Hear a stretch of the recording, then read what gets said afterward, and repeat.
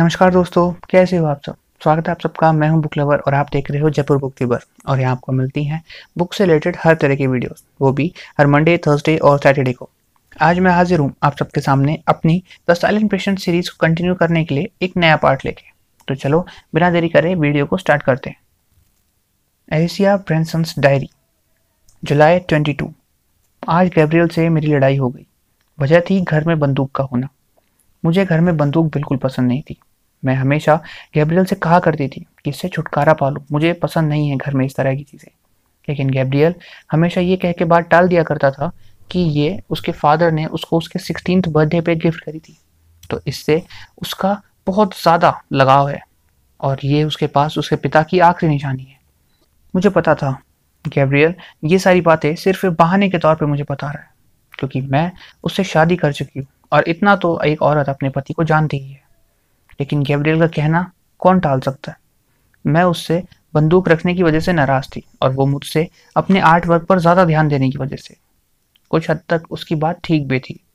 मैं शायद सेल्फिश हो गई थी अपने काम को लेकर, इतना ज़्यादा कि परिवार और घर को बहुत पीछे छोड़ दिया था मैंने। लेकिन जो भी हो, हमारी सुबह तक सुलह हो गई थी, क्योंकि हमारे बीच में यही होता है, हमारी लड़ाइयाँ ज़्यादा नहीं चलती।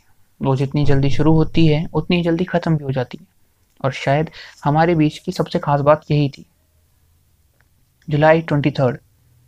मैं इस वक्त कैफ़े डेल अरिस्ता में बैठी थी, ये डायरी लिख रही थी, और पता नहीं क्यों गैब्रियल ने फिर से मैक्स को डिनर पर इनवाइट कर लिया। मैं फिर से उसकी वो भद्दी सी शक्ल नहीं देखना चाहती। मैं तो बस यहाँ रहना चाहती हूँ जब तक वो चला न जाए। यहाँ वो सब है जो मुझे चाहिए, शांति, एकांत, अकेलापन और इतनी प्यारी हवा, शांत मौसम। मैं यहाँ पे रहकर अपना पेंट वर्क पूरा कर सकती हूँ, लेकिन मुझे कोई अकेला छोड़े जभी तो। पता नहीं लोग हमेशा क्यों मुझे परेशान करने के लिए चले आते हैं, जैसे मैक्स। आखिर क्या ज़रूरत है उसे हमारे घर आने की। लेकिन गैब्रियल ने कहा है तो मानना पड़ेगा। अब खैर जो भी हो, अब नज़र तो मुझे इस वेट्रेस की भी खटक रही है। मैं यहाँ चुपचाप डायरी लिखने की कोशिश कर रही हूँ, लेकिन ये वेट्रेस मुझे इतनी देर से घूरे जा रही है। शायद मुझे लगता है ये थोड़ी देर में मेरे पास आकर मुझे यहाँ से जाने के लिए कहने वाली है। जुलाई 24। मैं फिर से कैफ़े आई थी, थोड़ी देर शांति से बैठने के लिए, लेकिन मुझे मेरी पसंदीदा जगह नहीं मिली। वहाँ पहले से ही कोई और बैठा हुआ था। मैंने वेट्रेस की तरफ आशा भरी नज़रों से देखा कि शायद वो उसे जाने के लिए कहे, पर उसने बदले में मुझे से सिंपैथी जताते हुए कहा कि आप कहीं और बैठ जाइए मैम। अब मैं करती भी तो क्या, मुझे आज बैठना ही था, बिकॉज कल रात की मैक्स की बकबक से मैं बहुत परेशान हो चुकी थी और मुझे थोड़ा सा अपने साथ वक्त बिताना था। मैं एक दूसरा कोना पकड़ के वहाँ बैठ गई। ये जगह भी बस इतनी बुरी नहीं थी। पिछली शाम मेरे लिए बहुत खराब रही थी, लेकिन गैब्रियल और मैक्स बाहर लॉन में बारबेक्यू के मजे ले रहे थे और मुझे पता था कि ये मैक्स का बच्चा ज़रूर कुछ ना कुछ बहाना करके अंदर आएगा। मैं अंदर सलाद काट रही थी। मैक्स अंदर आया और जो कुछ भी जोएल के घर पे हुआ था उसकी धमकी देने लगा। मैंने उससे साफ कहा कि मेरी कोई गलती नहीं थी।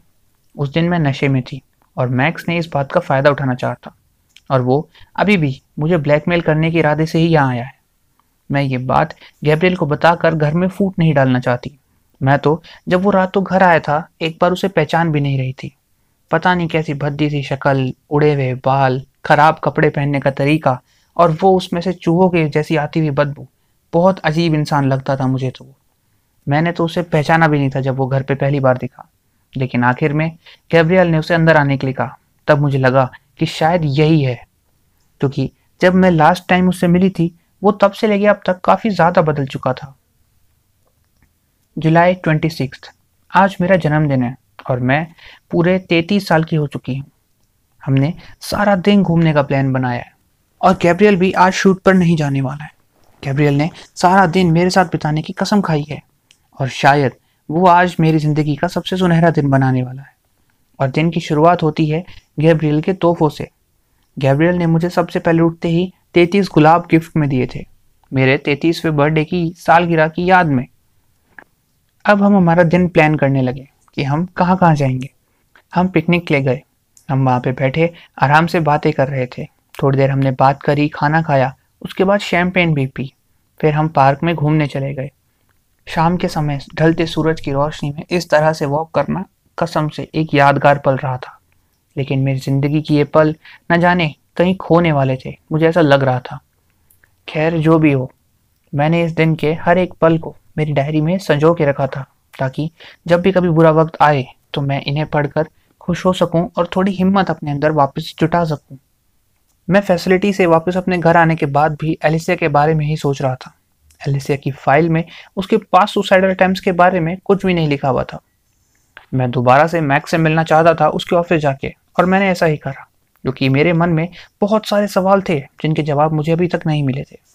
मैंने उससे सवाल करे, जब वो मेरे सामने आया उसने जवाब भी दिए, पर पता नहीं क्यों मुझे उसके जवाब पर ज़रा भी भरोसा नहीं हो रहा था।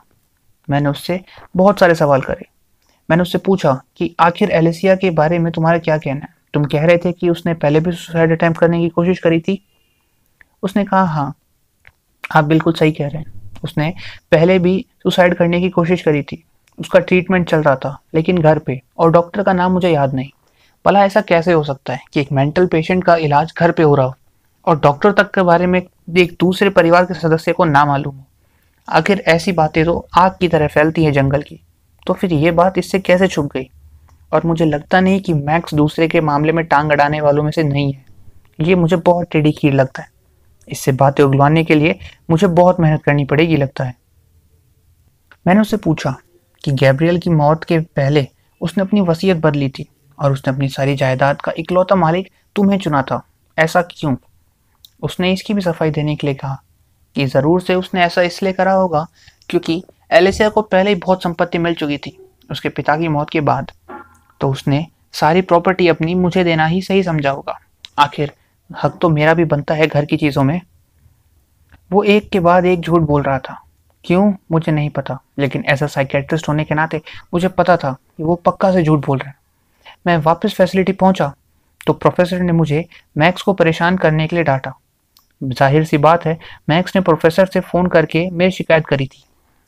प्रोफेसर ने मुझसे कहा कि वो हमसे बहुत ज़्यादा नाराज़ है। मैं एक डॉक्टर हूँ, कोई डिटेक्टिव या पुलिस वाला नहीं जो इस तरह से किसी के भी घर जाके पूछताछ करूँ। मुझे केस एलेसिया का मिला है और मुझे सिर्फ एलेसिया पे ध्यान देना चाहिए, उससे जुड़े लोगों पर नहीं। प्रोफेसर की बातों का जैसे मुझ पर कोई असर हुआ ही नहीं। मैं अगले ही दिन बेधड़क कैम्ब्रिज पहुंच गया, एलेसिया के कज़न पॉल रोज से मिलने के लिए। मैं उसके घर के बाहर पहुंच चुका था, वो घर जहां एलेसिया ने अपने जीवन के शुरुआती पल बिताए थे। शायद मुझे यहाँ से उसके जीवन के शुरुआती पलों के बारे में कुछ पता चल जाए।